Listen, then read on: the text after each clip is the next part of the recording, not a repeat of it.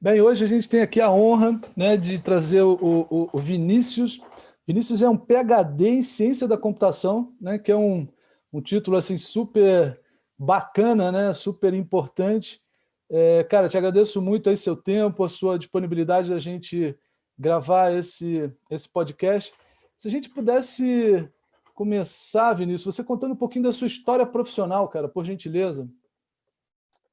Legal. Bom, Marcelo, obrigado pelo convite. É um prazer estar aqui falando com você, falando com a comunidade. Vamos lá. Bom, eu vou tentar ser bastante objetivo, tá?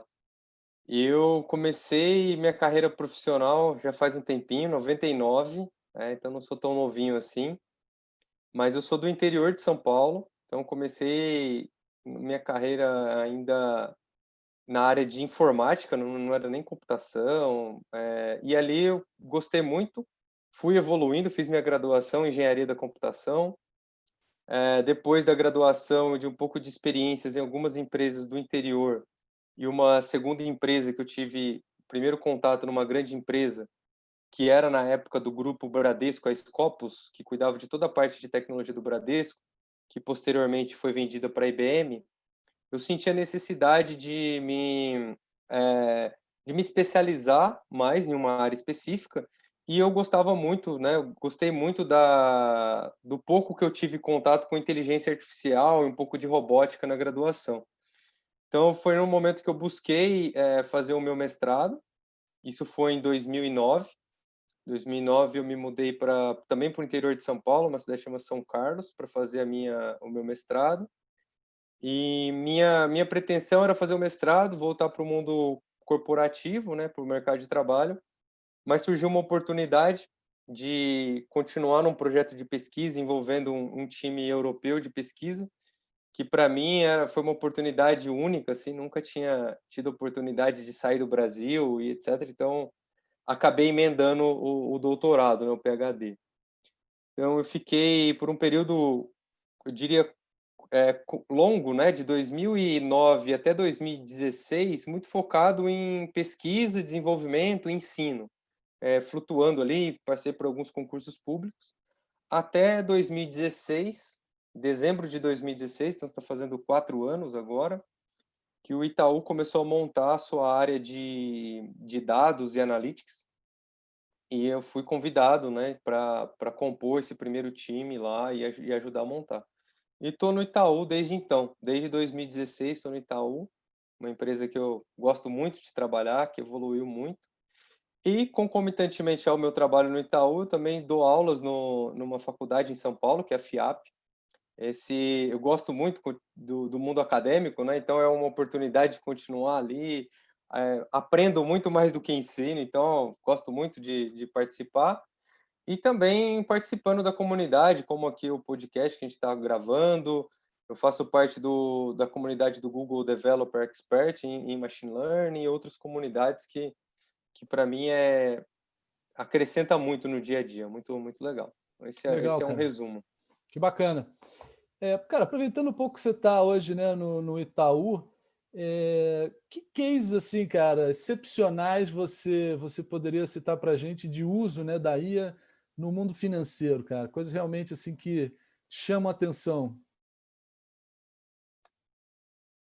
Uma boa pergunta. Eu acho que o mercado financeiro, né, principalmente instituições mais tradicionais que já estão no mercado há algumas décadas, né, modelagem, né, principalmente a modelagem de crédito e etc., isso já é feito há bastante tempo e ela vem sendo modernizada com os novos algoritmos que vão surgindo.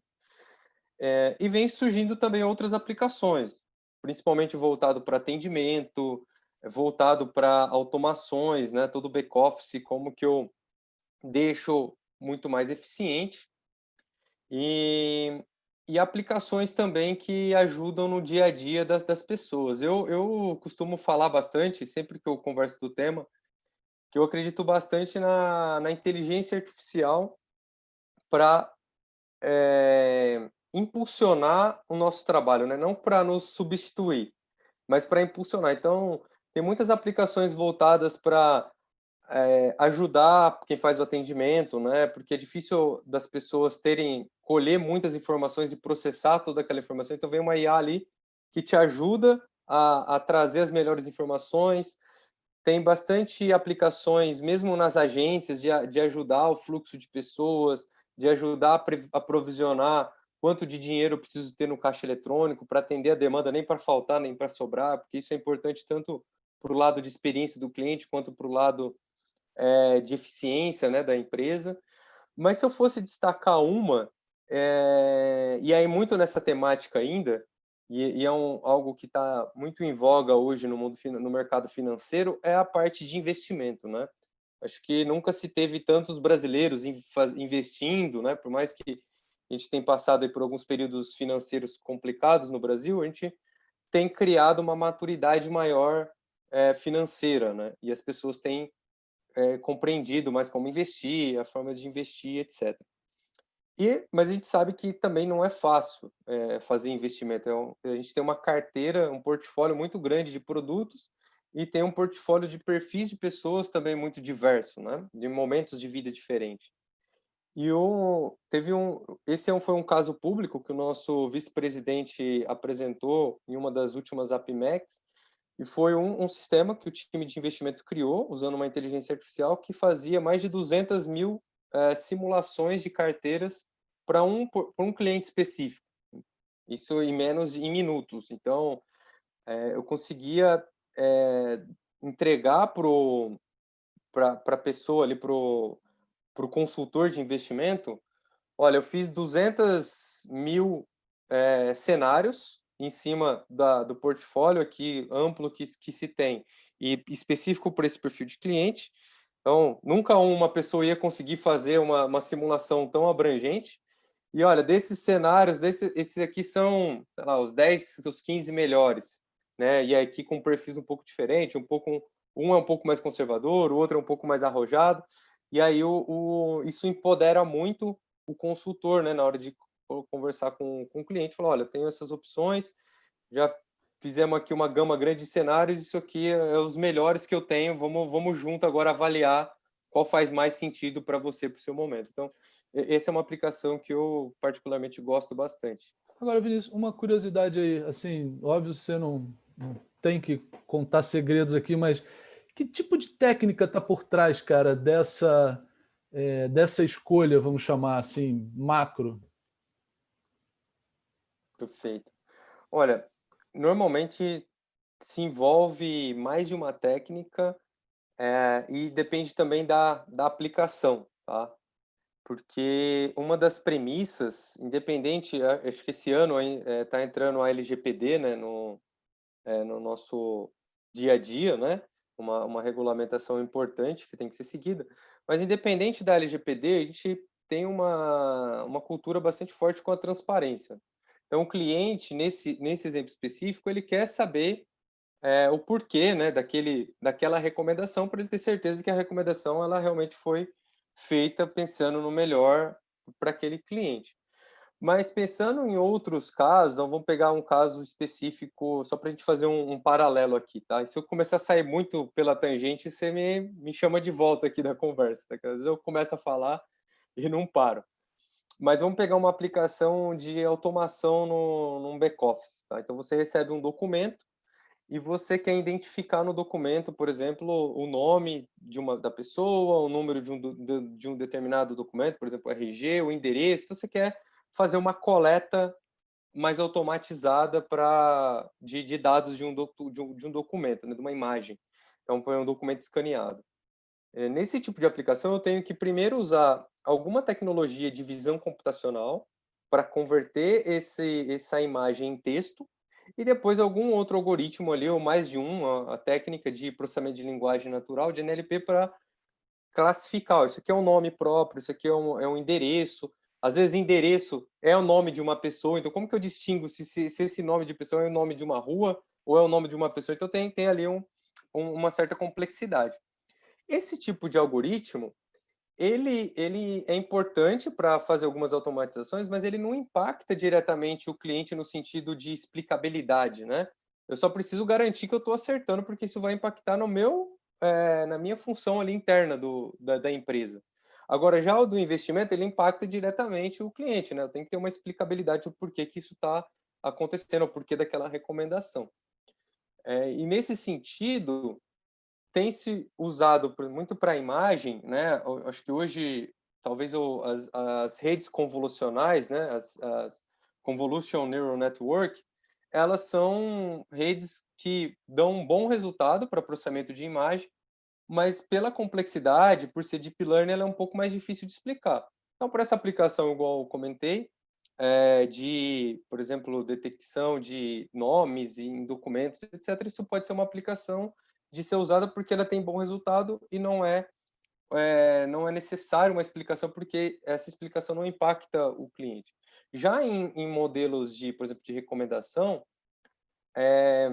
que a explicabilidade se faz necessário, principalmente pela transparência, tende-se a usar modelos mais, que eu diria, mais simples, né? Então, por exemplo, árvores de decisão, ensembles de modelo, né? O random forest e outros algoritmos que dão resultado bom, tem bom resultado, mas que tendem a facilitar a explicabilidade, principalmente a explicabilidade ainda num nível não técnico, né? Qual variável que está sendo considerada e etc.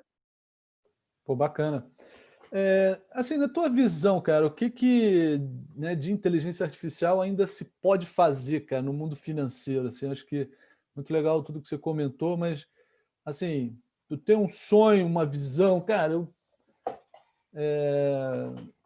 que você vê de oportunidade ainda? Que também, óbvio, né, não seja um segredo aí para os concorrentes do Itaú, cara. Não, perfeito, sem problemas. Eu acho que o grande sonho, aí não estou falando de uma empresa específica, tá? Mas das empresas no geral, seja no varejo, seja no mercado financeiro, ou qualquer outro ramo, na minha percepção, seria algo na linha de personalização o mais individualizado possível, né? Então, quem hoje, independente do tipo de serviço ou de produto que está consumindo, não gosta de ter um atendimento personalizado, individualizado. Não, eu conheço o Vinícius no detalhe, eu sei do que ele gosta, eu sei o que ele está precisando de verdade nesse momento. Então, nesse sentido, eu acho que o grande sonho é eu conseguir treinar possivelmente mais de um algoritmo, né, que vai por trás ali se conversar e trocar algumas informações, mas um algoritmo que não necessariamente ele que vai dar todas as respostas direto para o cliente, sabe? É um robô que vai saber de tudo. Não, mas é um robô que vai, no sentido que ele vai conseguir conhecer bem o usuário e coisas simples ele já resolve na hora, porque eu acredito, né? E aí você, Marcelo, como cliente, como usuário de várias plataformas, depois pode me falar um pouco da sua opinião, mas eu acredito que tem muita coisa que nós, seres humanos, nem gostaríamos de falar com outra pessoa. Você só quer apertar dois botões e resolver o seu problema. Então, tem muita coisa que o próprio usuário já quer resolver mais bate-pronto possível. Então, esses casos é como que eu coloco um robô, uma inteligência, vai? Porque quando a gente fala robô, muitas vezes até enviesado aí pelos filmes de Hollywood e tal, vem muitas vezes na cabeça das pessoas um humanoide, né? Um robô humanoide. Não, falando mesmo do algoritmo ali por trás, como que ele pode resolver essas coisas simples e casos que realmente a gente quer conversar com uma pessoa, né? Você precisa de um atendimento mais humanizado e tem muitos casos que isso é necessário, você quer explicar um pouco aquele problema específico seu, que não é algo generalizado, você precisa entrar mais no detalhe, algo que aconteceu, sei lá, às vezes você fez uma compra e a empresa não entregou o seu produto ou entregou com defeito, você quer explicar aquele enredo que é algo um pouco fora da regra. Então, é como que você consegue falar com uma pessoa que vai te dar toda essa assistência, mas essa pessoa do outro lado, para te dar uma assistência mais especializada, ela ter um algoritmo por trás que está ajudando ela. Olha, o Marcelo, ele é um cliente nosso há tanto tempo, ele tem esse perfil. Cara, ele nunca teve nenhum problema com a empresa, tipo, por exemplo, nunca teve nenhum problema de fraude. Então, se ele está pedindo isso, tem uma grande chance de não ter, de realmente ser algo factível, enfim. acho que dá um contexto para que a pessoa que está por trás te atendendo fala, não, legal, eu vou, já resolve na hora, sabe? Não fica demorando. Assim, a minha percepção é essa Bacana. que esse seria o target aí de muitas empresas. Uma outra curiosidade, cara, esse atendimento por voz, né? Então, assim, imagina, assim, desde ligar, né? Que ligar é até uma coisa já velha, né? Eu ia falar assim, por uma ligação, mas que seja, né? Tem muita gente que, ok, gosta, né? Pessoal mais idoso, ou não, né? Você numa situação muito crítica, você quer falar com alguém, mesmo. Aí, assim, a pergunta é: para esse dia a dia, cara, por que, que ainda a gente não tem.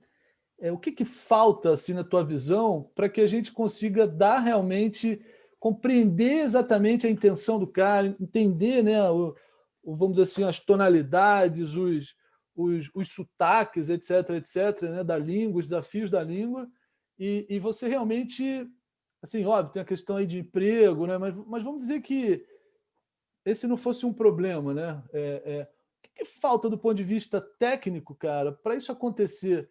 Porque, por exemplo, tinha lá aquela história da Bia, né? A Bia do Bradesco, né? Por exemplo, eu ouvia falar que em algum momento ela ia atender cliente de verdade, né?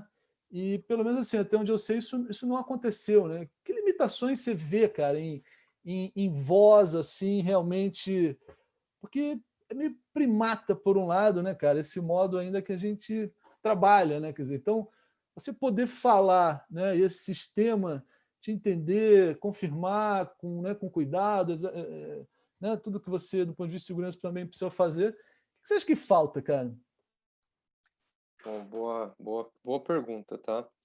Eu vou talvez usar aqui como exemplo, não vou, acho que vou fugir um pouco do exemplo da Bia, até porque eu não conheço muito a aplicação e seria injusto da minha parte colocar qualquer ponto aqui de um concorrente sem conhecimento do que realmente tem por trás.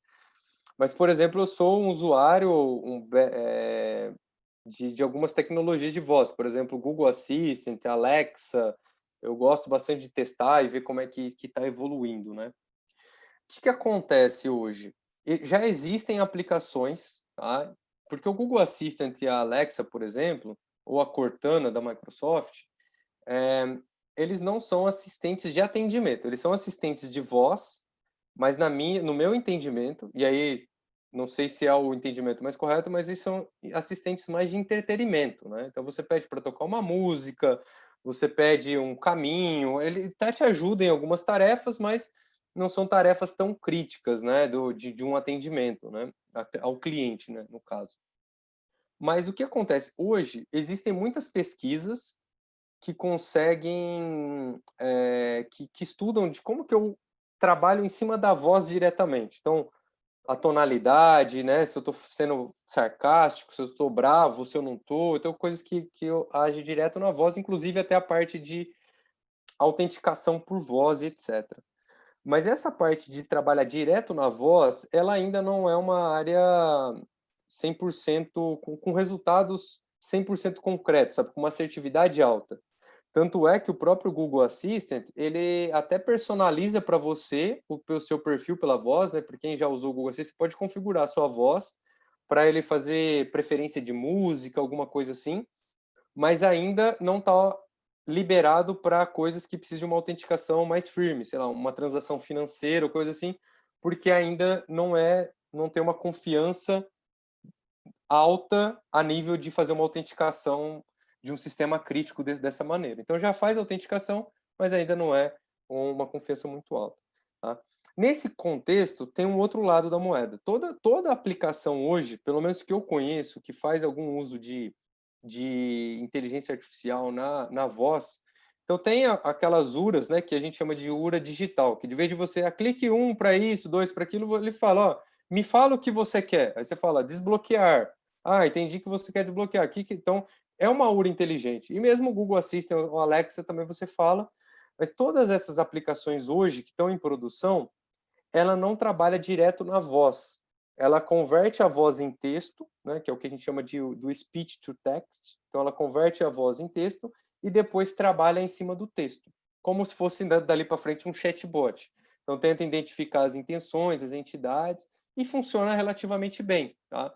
O que eu acredito é que, primeiro, que as pessoas que usam voz, elas são, normalmente é um perfil que não está tão ainda ligado com a tecnologia. Então tem um lado que eu acho que o usuário ainda não está acostumado a conversar com uma inteligência, porque você tem que falar de uma, a inteligência ela não é ainda não consegue resolver tudo, né? Então se você, dependendo da maneira que você fala, você facilita para ela te entender. Dependendo da maneira que você fala, você pode dificultar um pouco, né? Então, um pouco é isso, um pouco é como que a gente, os usuários comecem a entender um pouco melhor as formas que facilitam para a inteligência entender. Mas esse é um ponto que eu não gosto de jogar o ônus do usuário, porque no final é a empresa que tem que se adaptar ao usuário, né? Não o usuário à empresa. E as empresas têm evoluído muito. Eu vejo as APIs mesmo, os grandes cloud providers hoje, o Google, a Amazon e o Microsoft, têm APIs muito boas que já fazem esse speech to text muito melhor do que há 2 anos atrás. Mas ainda assim, as empresas que querem pegar isso e usar têm que marcar dado, tem todo um entorno importante para que essa tecnologia ela vá aprendendo sobre o escopo que está sendo falado ali, né? Então, eu lembro de um caso que até foi público, então eu posso falar, e não é concorrente, que foi da TIM. Quando a TIM implementou uma das primeiras versões da central deles inteligente de voz, alguns clientes falavam, quanto que é a ligação de TIM para TIM, né? Que é a ligação entre TIM. O modelo TIM para TIM, ele tentava buscar uma palavra mais próxima disso, que era a palavra pratinho, o prato pequeno. E aí ele não conseguia entender, porque era algo muito específico daquele fornecedor. Então você tem que estar aprendendo como o usuário fala sobre produtos daquela empresa e ir retreinando esse modelo. Tá? E isso é custoso do ponto de vista de pessoas, né, de marcação de dados e também de treinamento de modelo. Então eu acredito bastante que esse mercado vai evoluir. E aí, respondendo objetivamente aqui a sua pergunta, sei que eu dei uma volta, né, ao mundo, mas respondendo. Foi A ótimo. voz, pelas pesquisas que eu tenho visto, ela só está crescendo, por mais que no passado a gente fala, pô, ligar, ninguém quer mais ligar, mas a voz ela está crescendo muito. Porque hoje muita gente manda áudio no WhatsApp, não estão mais, as pessoas não digitam mais, estão mandando áudio. Estão entrando esses assistentes de voz, né, o Google Assistant, Alexa, Cortana e etc. E também os próprios telefones, né, as próprias antigas URAs estão se modernizando para o que o pessoal chama de portal de voz inteligente. Então, nesse contexto todo, eu acredito que a voz ela já está crescendo, isso tem alguns dados, e ela tende a crescer ainda mais nos próximos anos. E com esse crescimento, as ferramentas também estão evoluindo bastante, tá? Principalmente no português. Eu acredito que esse mercado tende a crescer e fica cada vez melhor as soluções. Bacana, cara. Um outro ponto, né, que pelo menos está na moda hoje, né, o pessoal, todo mundo já conhece, né, a história toda de DevOps, né, de você automatizar, né, todo o teu processo de implantação, né, de novas features, né, de versões novas de software, etc, etc, né, fazer isso tudo de forma automática, testável, confiável. E agora vem o MLOps, né, o MLOps, como tem outros nomes também esse negócio, né? E assim, todo mundo fica claro, né, uma dificuldade, né, de você, porque também é um sonho, né, cara, de uma área de marketing, né, uma área, como você falou, de atendimento, como é que você toma decisões, né, real time de uma recomendação ou uma sugestão de um produto, etc, etc, né? Quais são os desafios, cara, de botar esses modelos em produção, mas não assim, naquele modelo batch, né, que se atualiza tudo, disponibiliza uma base, o sistema vai lá e lê. Mas assim, quando a gente está falando de tentar fazer isso real time, né, que as big techs aí dão um show, né? Como é que vocês estão? Quais são as dores, cara, hoje, né, de vocês para fazer isso também virar verdade? Não, perfeito. Eu acho que é uma ótima pergunta e um tema que está muito em alta, né? Que o MLOps é algo que tá bastante em alta hoje em dia.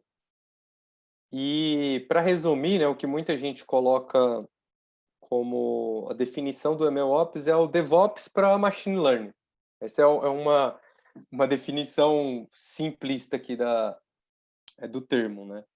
E aí o que acontece? Diferente de um desenvolvimento de software padrão, onde a gente gerencia o código, basicamente, você tem um código e você gerencia essa versão desse código, a evolução do código. Quando a gente muda para o mundo de inteligência artificial, nós temos o código, né, descrito, o código de um algoritmo, mas esse código treinado com um certo tipo de dado, ele vai produzir um modelo, tá? E mais do que isso, esse código setado com alguns parâmetros, treinado com um tipo de modelo, vai produzir um outro tipo de modelo, né, para ser consumido. Então, nesse contexto, a gente pode pegar muito do que o DevOps já evoluiu, mas vem toda essa complexidade de eu tenho que versionar o código, eu tenho que trabalhar toda a parte de hiperparâmetros, eu tenho que trabalhar toda a parte de dados e de modelos treinados. Então, eu tenho... E isso é meio que quase que exponencial, porque se eu manter o mesmo código, o mesmo hiperparâmetro, mas mudar o dado, já vai mudar o meu modelo, sabe? Então, uma coisinha que eu mudo já muda essa cadeia como um todo. Gerenciar tudo isso se torna algo um pouco mais complexo. Além de tudo, para eu treinar um modelo, tem que ter essa integração, né? Então, eu coloquei um modelo online e eu quero retreinar ou eu quero fazer uma inferência, dependendo do tipo de modelo, tem que ter uma integração com a base de dados, a base pode ser muito grande. Então, nesse contexto geral, vem algumas complexidades a mais do que o DevOps não trata, né? Então, nesse sentido, hoje, na minha visão, uma dificuldade é fazer o deploy, né? Você pegar, uma vez que eu testei no meu Jupyter Notebook, na minha máquina, com uma base pequena, como que eu coloco isso em produção, tá? Integrado com todos os sistemas legados, com as bases de dados, porque em real time isso é um desafio, tá? Mas esse desafio, ele no ano de 2020, quando a gente falasse no começo do ano de 2020, esse era um dos maiores desafios que se falava na literatura, mas as big techs aí, então a AWS evoluiu muito uma plataforma que eles chamam de SageMaker, né, que tem todo um fluxo de ML, o SageMaker Studio. O Google evoluiu muito a plataforma deles, que é o AI Platform, e a Microsoft também, que tem o Azure ML. Então, essas três empresas têm uma plataforma ali bastante robusta que ajudou bastante empresas a evoluir nesse quesito de deploy. Mas ainda assim, para grandes empresas, né, ainda são necessários ter algumas coisas customizadas. Por isso que, por exemplo, o próprio Airbnb criou a sua própria plataforma de deploy, que chama Big Head, eles usaram algumas coisas open source, né? E aí vem bastante uma ferramenta que é o TFX ou TFX, também do Google, que é open source, Kubeflow, Airflow, tem várias ferramentas open source que ajudam também as empresas a criarem seu próprio pipeline de deploy. Mas isso evoluiu bastante e ajuda a deployar. Hoje, o maior desafio que as empresas estão tendo, porque uma vez era difícil colocar em produção, agora as empresas estão conseguindo colocar. O maior desafio hoje está sendo agora em monitorar isso.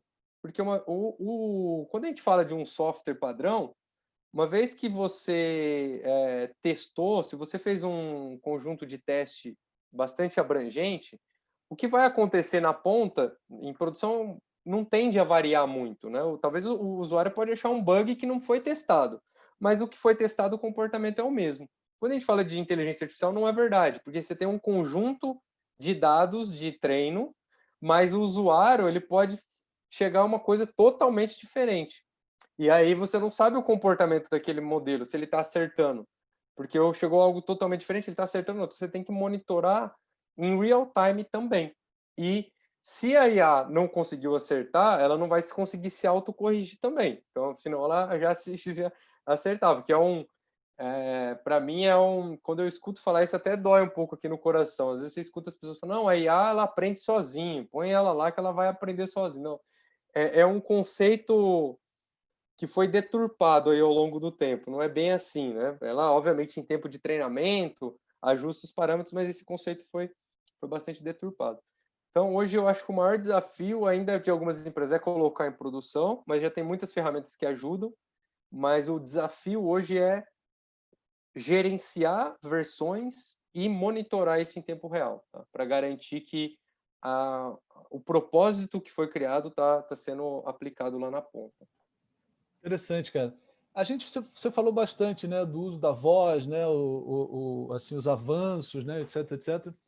Quando a gente está falando também de imagens, né, então, exemplos bobos, né, cara? Qualquer pessoa vai trabalhar, esqueceu o crachá, né? Putz, vou ter que ir lá para a fila para dizer que, olha, né, para me dar um outro crachá, etc, etc. Puxa, eu não uso a imagem da pessoa, né, para validar isso. E aí, óbvio, assim, eu sei que a gente tem, né, fintechs que começam inclusive, também trazer isso para, por exemplo, você aprovar um pagamento, né, você, em vez de botar uma senha, pô, te filma, né, ou liga a câmera ali, pô, você vai.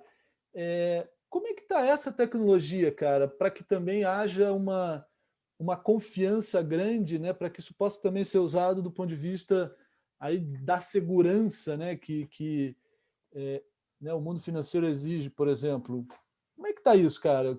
Para onde está caminhando? Estamos perto de ter, né, não preciso mais de carteira, não preciso de nada, eu vou, né, tô vivo, o sistema vê que eu tô, né, tem essa coisa de, pô, o cara cortou o dedo do cara, né, não sei o quê, mas não, você consegue, pô, o cara é ele mesmo, passa.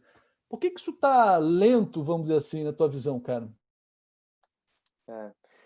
A minha visão é isso tá lento exatamente porque a gente tem que fazer uma aplicação com IA que ela seja. A gente tem que fazer de forma responsável. Tá? Isso tem que estar claro para todo mundo que trabalha com inteligência artificial. Então, quando a gente fala, por exemplo, de uma verificação por digital, etc., já é uma verificação interessante que é muito usada hoje. Eu não vou conseguir te falar agora de cabeça o percentual no Brasil, mas teve uma pesquisa recente que saiu no Brasil que eu não lembro, tá? Vou chutar um número, mas eu acho que mais de 60% das pessoas já usam para acessar alguns aplicativos a digital, não usa mais a senha, né? Então, é uma comodidade, né, para o usuário e também é um fator de segurança interessante. Mas quando a gente entra no campo da imagem, o que acontece, né? Eu vou começar desde aplicações que realmente são muito complicadas de colocar no ar, porque ela traz um viés preconceituoso muito forte. Então, um caso mais clássico, o que mais conhecido, foi o que nos Estados Unidos, que tentaram usar o reconhecimento facial para analisar um perfil de um criminoso nos Estados Unidos e a partir do perfil facial, né, a partir do reconhecimento facial, recomendar para o juiz um score de quanto que ele poderia ser reincidente no crime, ou de fazer reincidência, porque aí o juiz ia usar isso como uma das características para analisar, para fazer a sentença, tá? E quando entrou a fundo nesse tipo de aplicação, viu que o sistema ele era racista. Ele tinha uma probabilidade muito maior de dar um score mais alto de possível reincidência para pessoas negras do que para pessoas brancas, tá? E foi pego casos de pessoas negras que tinham crimes assim na sua ficha muito leves em relação às brancas e mesmo assim o sistema penalizava muito mais as pessoas negras. Então isso é inadmissível para um sistema. Isso é um caso, assim, muito, muito crítico. Mas vamos pegar, às vezes, mas legal, né? Hoje tem muitos aplicativos de na hora de você fazer o cadastro, ele pede para você tirar uma foto do seu documento e pede para você tirar uma selfie com o documento para meio que provar que é você, né? Então, nesse caso, você não está rotulando ou classificando a pessoa. Então, poderia falar, pô, é menos crítico. É menos crítico, eu não estou rotulando nada, eu só estou fazendo uma verificação se a foto é ela mesma. Então, uma pessoa com uma certa ingenuidade poderia pensar nessa linha. Mas o que acontece é que também foi visto em muitos desses sistemas e muitas dessas APIs aí de reconhecimento facial que ela tinha uma assertividade muito baixa ou mais baixa em pessoas de peles em tons mais escuros, em pessoas negras no geral, do que em assertividade de pessoas brancas. Então, por mais que eu não estou classificando, só de eu não acertar menos pessoas negras, né? Isso já é um viés muito negativo, sabe? Eu não posso ter esse tipo de discriminação. Então, esses dois exemplos, eles trazem um pouco dessa alusão que, cara, imagem a gente não pode reproduzir nos algoritmos o preconceito que ainda, infelizmente, existe na nossa sociedade. A gente tem que fazer isso com responsabilidade. E por isso que algumas empresas, inclusive fora nos Estados Unidos mesmo, empresas grandes, congelaram pesquisas em reconhecimento facial exatamente por esses tipos de aplicação. Então, por isso que eu acredito que isso está, depois desses casos, dessas análises, a gente está revendo o uso de aplicações que usem alguma correlação com reconhecimento facial. E só vai realmente começar a usar em larga escala quando a gente tiver plena confiança de que não está sendo gerado nenhum tipo de preconceito. Agora, Vinícius, uma curiosidade também, cara. Que técnicas você faz, né, os cientistas de dados, etc., conseguem fazer para eliminar esse viés da base histórica, né? Porque como é que você faz isso, cara? Eu não consigo entender, ainda não consegui entender. Né? Que legal, porque, sei lá, eu vou chutar aqui, posso até falar uma besteira, mas eventualmente houveram, né, mais crimes, assaltos, sei lá, né? Existe vamos dizer assim, um desequilíbrio, né, social, racial que a gente conhece. Então, beleza, vamos dizer que os dados históricos, em função disso, né, dessa marginalidade, vamos dizer assim, maior, por exemplo, dos negros, por exemplo, é fato que cometeram mais crimes, vamos dizer assim. Vamos assumir que seja. Como é que, se isso é uma verdade, se esses são os dados, né, como é que você vai depois equilibrar isso? Como é que você vai tirar essa informação? Como é que é isso, cara? Então, esse um dos desafios, né? Então, eu colocaria aqui, tá? Só acho que é importante. Então, por exemplo, o fato é, hoje, por exemplo, se a gente pegar a população carcerária no Brasil, se eu não me engano, 70% são negros. Então, isso é um fato. Mas não é um fato que os negros cometem mais assaltos, tá? Tem erros tanto da nossa sociedade, né? Como justiça, como preconceituosa e etc. Então, esse dado que é gerado hoje, ele já é enviesado por ações da nossa própria sociedade. Aí eu poderia falar, não, então legal, então é só eu pegar e balancear. Eu, vamos dizer assim, excluo alguns dados e pego 50% da minha base negros e brancos e beleza. Mas aí vai entrando outras questões que talvez. Então, esse é um dado, negro, beleza. Então, balanceou. Mas tem também a questão do pobre, né? Ah, então. E aí, se você pegar a questão das pessoas menos desfavorecidas, aí é maior ainda, né? Então, que a população carcerária. Aí você vai juntando as coisas e é difícil você equilibrar. E mesmo assim, tá?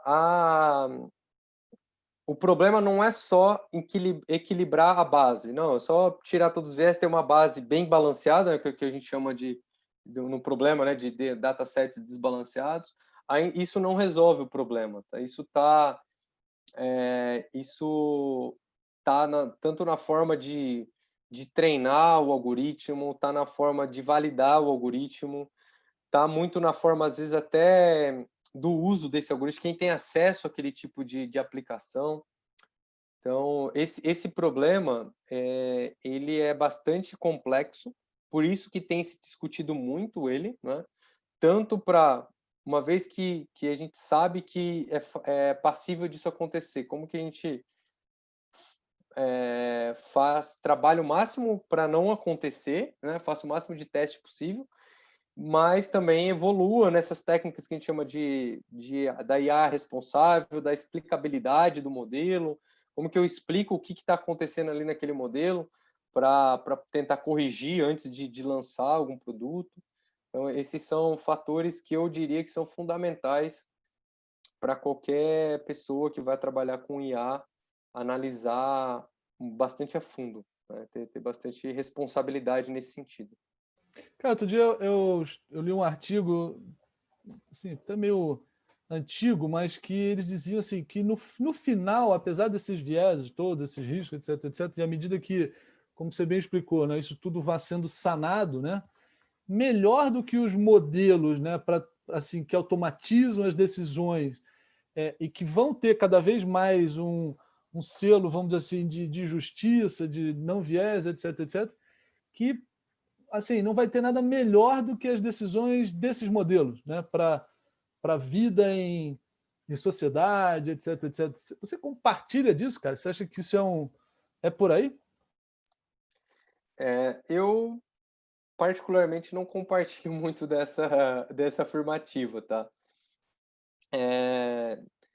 Eu acredito que é possível, sim, evoluirmos com os desenvolvimentos de modelos e cada vez mais entender melhor o que está acontecendo e melhorar, mas pensando no futuro da sociedade, pensando numa sociedade melhor, mais justa, temos que evoluir como ser humano, sabe? Não podemos jogar a responsabilidade na inteligência artificial. Temos que trazer a responsabilidade para nós, como pessoas desse meio que vivemos, porque nós que também desenvolvemos os modelos, né? Por mais que eles são treinados com dados, nós que desenvolvemos, nós que usamos. Então, eu acredito muito que se nós quisermos ter uma sociedade evoluída, não podemos colocar responsabilidade nos modelos. Temos que trazer responsabilidade para nós, seres humanos, e conforme nós evoluirmos como pessoas, como sociedade, a tecnologia vai evoluir também naturalmente e as aplicações também. Essa é a minha opinião. Não, fantástico.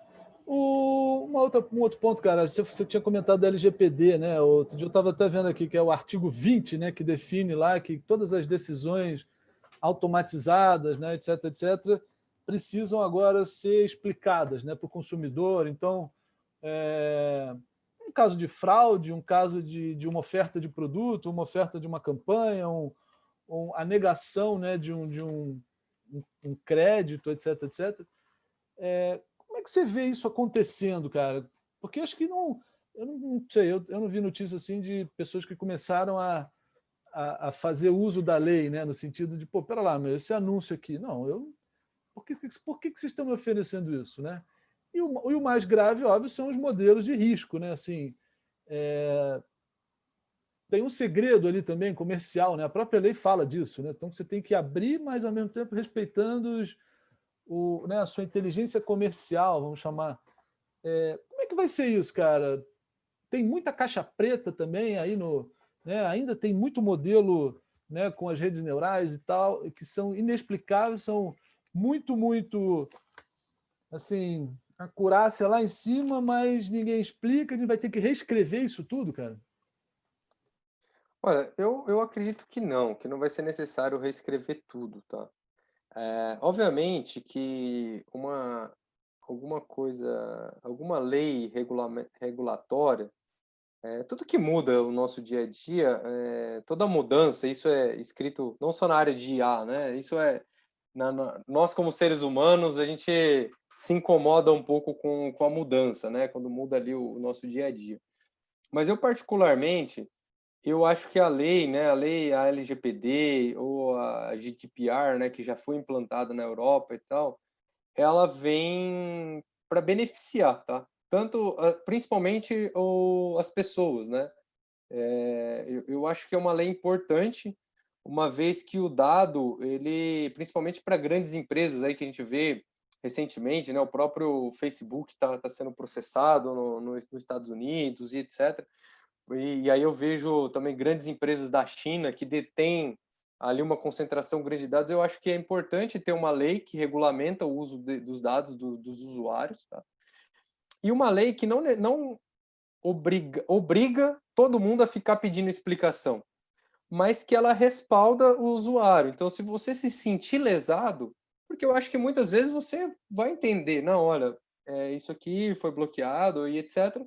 E você, dado aquele cenário, vai entender. Então, você não é obrigado a tudo que acontecer, você pedir uma explicação. Mas a lei resguarda de que se o usuário se sentir lesado de alguma maneira ou se sentir que precisa de mais explicação, ele tem esse direito. Tá? Então, a ideia principal é dar os direitos para as pessoas, que eu concordo, tá?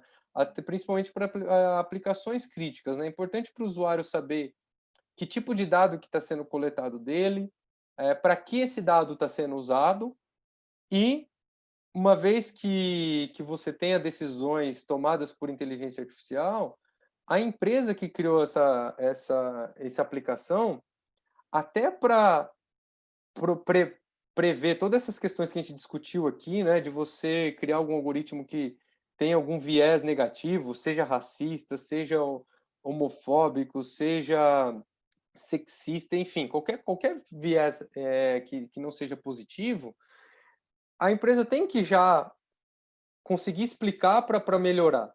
Então, nada mais justo do que ela já se resguardar, conseguir explicar, porque se alguém perguntar, se alguém exigir a explicação do que aconteceu, aquela aplicação seja aberta, e não é necessário, na maioria dos casos, abrir o segredo ali. Né? Você vai ter que explicar, olha, as variáveis consideradas são essas, o peso que a gente dá para cada uma dessas variáveis. Então, por exemplo, vou pegar um caso até que não é tão crítico. O cliente, ele quer saber por que ele foi lá numa loja, no e-commerce, está comprando um produto e lá aparece, que é natural hoje, né? Aparece lá, ó, recomendação. Se você não quer ver esses produtos aqui também, né?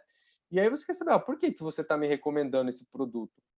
Porque é bom para mim ou porque, sei lá, é um produto que você está precisando vender para desovar o seu estoque? Sabe? Você quer ter uma ideia de que, não, você tá sendo ofertado aquele produto porque realmente é bom para mim. E aí já tem várias empresas colocando, olha, eu estou recomendando esse produto porque você viu esse outro, então ele tem muita relação. A própria streaming, né? Eu acho que muitas das pessoas que vão nos ouvir assinam a Netflix ou algum outro concorrente. A Netflix mostra lá, estou te recomendando esse filme porque você assistiu esse filme, né? Então ela já está te explicando, mesmo sem você perguntar, para você entender o porquê daquilo e entender que, não, então talvez faz sentido, porque aquele filme que eu assisti, esses últimos 10 filmes que eu assisti é daquele ator específico, então ela pegou isso e está me recomendando esse desse ator. Então, eu peguei alguns exemplos mais simples, mas eu acho que vai muito nessa linha, sabe? Você dá cada vez mais transparência. Então, eu não vejo como algo negativo, eu vejo como algo positivo. Legal. Cara, para já encerrando, a gente já está no final, você é um estudioso aqui, né? Tá vendo da IA centrada no homem, né? O que é isso, cara? E o que isso tem a ver com a IA contribuindo para um mundo melhor? É uma pergunta bastante difícil aqui de responder, bastante complexa, mas assim, o que eu entendo disso, né? A IA, a tecnologia, né, centrada, e até a tradução que eu normalmente uso é centrada nas pessoas, né, não no homem, mas eu acho que o homem generalizado, mas eu prefiro mais a pessoas para também não, a gente não usar, não trazer nenhum viés negativo de gênero aqui, mas o que eu acredito nisso, né? Além de todas essas questões algorítmicas que nós discutimos já aqui, de vieses negativos de racista e etc., existe uma questão que foge um pouco do algoritmo em si, tá? Mas que entra numa decisão da empresa, né? Então, um exemplo que eu costumo usar, ele é meio simples até, mas que no meu entendimento, acaba ajudando nessa explicação, eu acho que todo mundo aqui que nos escuta usa e-mail hoje em dia, tá? E aí no e-mail, quando você está usando o e-mail, todo provedor de e-mail hoje usa um algoritmo ali para classificar e-mail se ele é spam ou não é spam, certo? Então tem um algoritmo que faz essa classificação. Mas os algoritmos, na sua maioria, ele tem um score, vamos dizer assim, de confiança, né? De se aquele e-mail é spam ou não. Então, tem e-mail que ele tem 99% de confiança que é um spam, tem e-mail que ele tem 52% de confiança. Vamos chutar aqui, tá? E aí eu pergunto para o usuário, né? Então, esse tipo de aplicação, que a gente chama que é binária, é spam ou não é spam? Só tem duas possibilidades aqui, né? Spam ou não é spam? Ele pode ter dois tipos de erros, né? Ele pode ter um erro que ele acha que o e-mail é spam, mas não era, né? Então ele pega um e-mail que não era spam, um e-mail que talvez seria importante para aquele usuário e joga na caixa de spam. Esse pode ser um tipo de erro.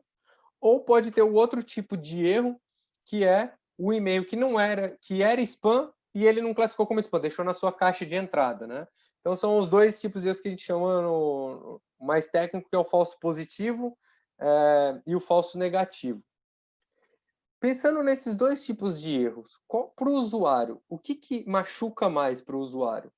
É um e-mail importante que foi para o spam ou um e-mail de spam que ficou na caixa de entrada, tá? Eu acho que tem várias opiniões aqui, mas pegando, eu sei, como eu uso esse exemplo sempre, a maioria das pessoas me falam que o erro mais grave é um e-mail importante que foi para o spam, né? Porque ele perdeu um e-mail importante. Isso na maioria, né? Não é unânime essa opinião, mas na maioria as pessoas me falam que esse é o erro mais grave para elas, tá? Então, nesse sentido, a pessoa que está criando essa aplicação, fora o algoritmo que classifica o spam, ela pode calibrar esse intervalo de confiança. Então, por exemplo, como que para o meu usuário é mais crítico um e-mail que vai para o spam e não, eu errar nesse ponto, eu só vou mandar um e-mail para o spam se eu tiver, sei lá, 90% de certeza. Tá? Quando eu faço isso, obviamente o meu erro total vai ser maior, porque eu vou deixar mais e-mails que são spam na caixa de entrada. Esse trade-off vai acontecer. Mas essa aplicação, esse limiar, voltado no que é melhor para o meu usuário, não voltado no que é melhor para a assertividade do meu modelo. Tá? Então, esse é um exemplo que eu gosto muito de citar, que é isso, sabe? Então, o que é uma aplicação? O que é uma aplicação centrada nas pessoas?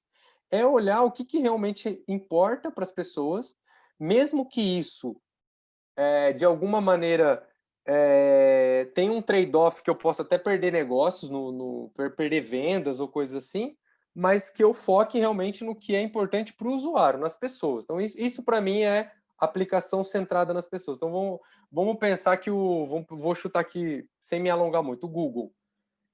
Ele vai lá, ele fez esse tipo de aplicação que eu falei no Gmail, né, de classificar isso ou não, e aí vai sair, sei lá, uma reportagem falando que a assertividade da empresa XYZ é melhor do que a do Google. Pode ser que seja, porque ele não priorizou o que o usuário queria, ele priorizou a assertividade global, né, de tanto de um lado quanto do outro. E o Google falou, não, eu vou deteriorar um pouco minha assertividade, mas eu vou focar naquilo que é importante para o usuário. Então, isso pode acontecer, sei lá, vou usar um exemplo do e-commerce.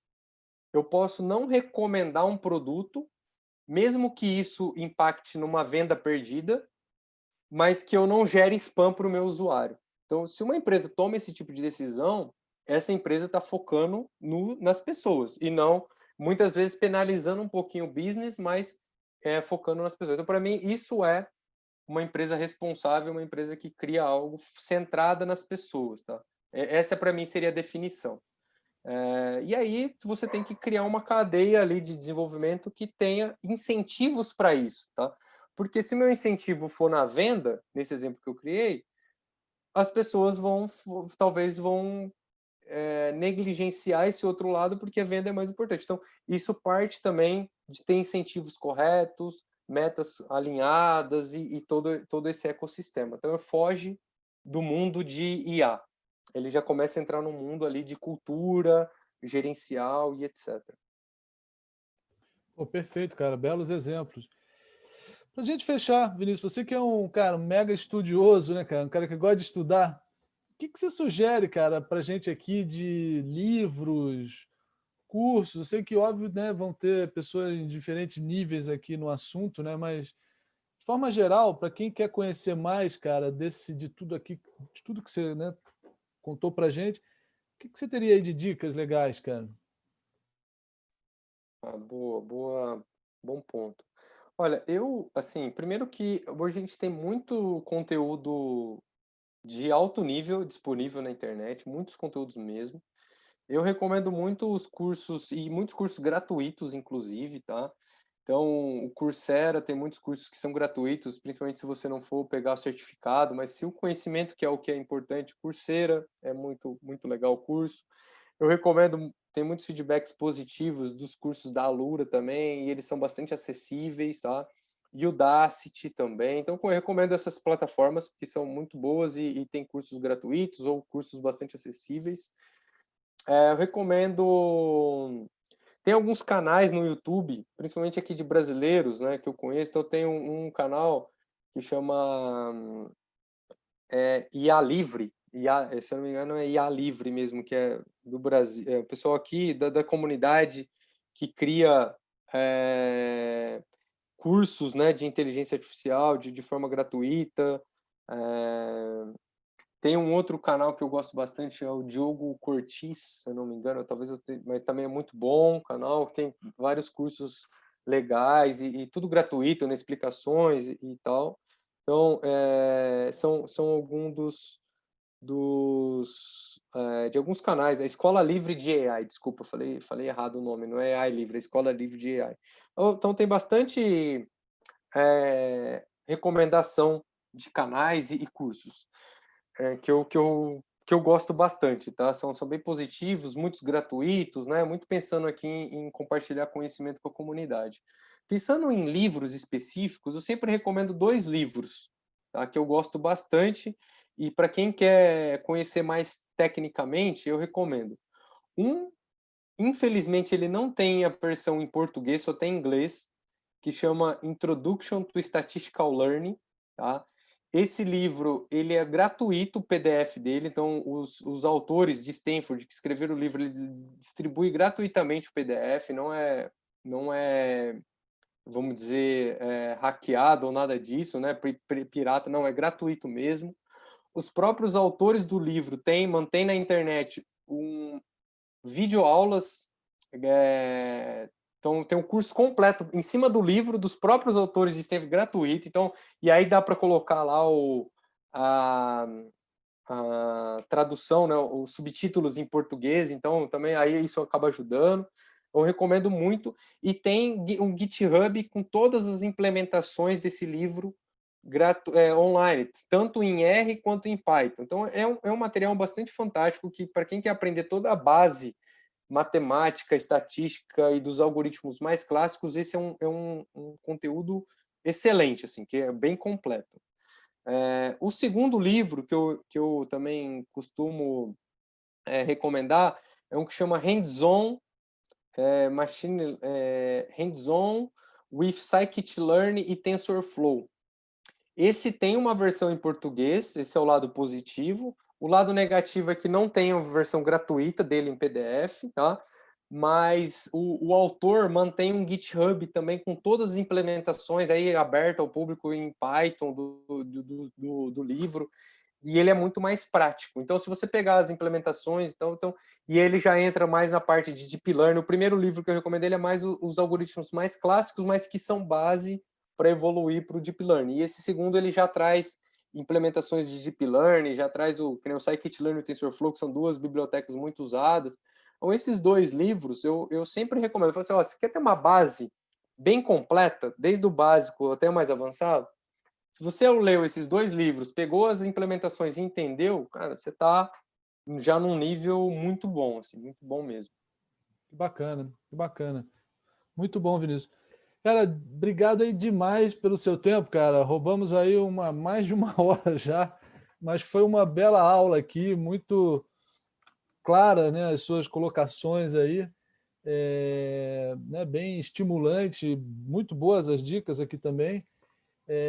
Cara, é isso. Te agradeço demais aí a tua participação e vamos se falando aí, vamos manter contato. Obrigado, Com cara. certeza. Com certeza. Bom, eu que agradeço, Marcelo, mais uma vez pelo convite. É sempre um prazer aqui poder conversar com a comunidade. Espero ter respondido às suas perguntas, não ter saído muito aqui do tema, começo a falar e não paro. Mas, bom, muito legal aqui poder conversar com você e com todo mundo que acompanha aqui o seu podcast. E com certeza estou super aberto para participar de outros ou conversar mais. Então vamos sim manter esse contato. Beleza, obrigado. Tchau, tchau. Tchau, tchau.